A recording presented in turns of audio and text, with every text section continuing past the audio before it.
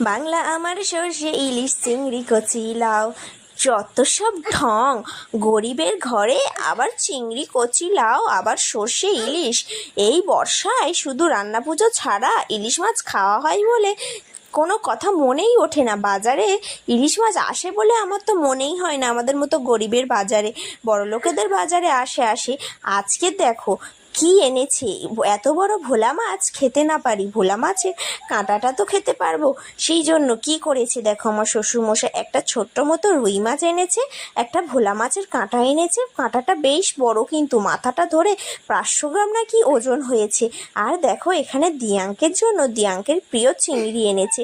মাছগুলোর গায়ে প্রচুর, চিংড়িগুলোকে আজকে রান্না করব না। দিয়াঙ্কের যেহেতু মুখে অনেক ইনফেকশন হয়েছে, তাই চিংড়িগুলোকে রান্না করব না, বেশ 2-1 দিন থাকবে, তারপরে ওকে খাবো মুখ থেকে ইনফেকশনটা কমলে। দেখো এখানে একটা বাটি